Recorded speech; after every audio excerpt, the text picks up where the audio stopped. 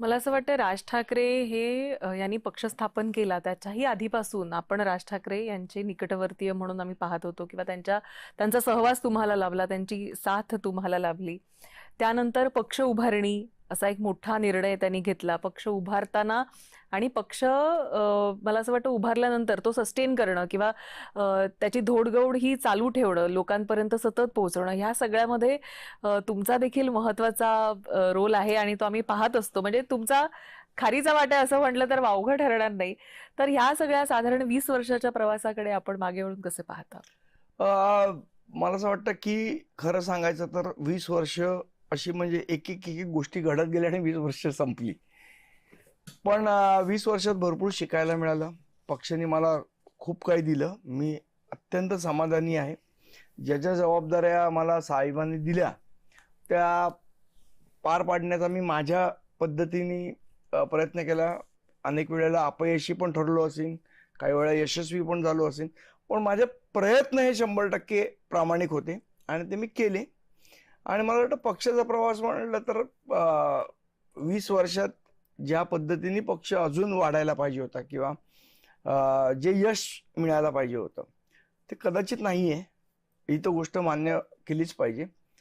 पण ते मिळणारच नाही असंही नाही आहे. त्यामुळे त्याच्यासाठी सतत प्रयत्न करत राहणं, संघर्ष करत राहणं.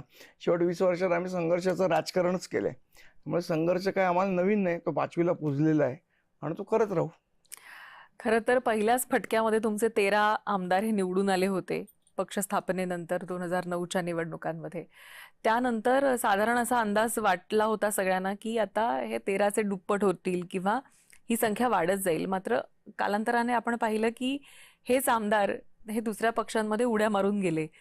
तर त्यावेळीची परिस्थिती आणि मानसिकता पक्षाची काय होती? नाही, मी तुम्हाला मगाशी पण सांगितलं की संयम एक खूप महत्त्वाचा असतो. की मला आत्ताच आमदारकी पाहिजे किंवा आता माझी टर्म संपली तर पुढच्या वेळेला मी आमदार झालोच पाहिजे. पक्षाचेही मला असं वाटतं गेल्या 20 वर्षामध्ये अनेक निर्णय प्रक्रिया करत असताना काही निर्णय बरोबर झाले असतील, काही निर्णय चुकीचे झाले असतील.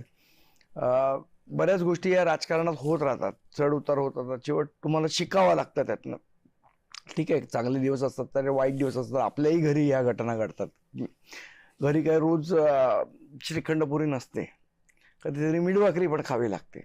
मला असं वाटतं ह्या गोष्टी मनात ठेवून, या गोष्टी डोक्यात ठेवून लोक वागली पाहिजेत. पण ठीक आहे, तो त्यांच्या त्यांच्या विचाराचा भाग आहे. मी काही त्यांना दोष देणार नाही. पक्ष सोडून गेले म्हणून लगेच गद्दार होण्याची गरज नाही. प्रत्येकाची विचार करण्याची एक मानसिकता असते, प्रत्येकाचा एक विचार असतो, त्याप्रमाणे तो वागत असतो.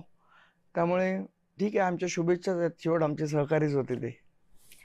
2012 मध्ये जेव्हा आपण नगरसेवक म्हणून निवडून आलेला होतात, मला असं वाटतं की मराठी माणूस असो किंवा सामान्य मुंबईकर असो, याच्या प्रश्नासाठी सतत तुमचा आवाज हा दुमदुमत होता.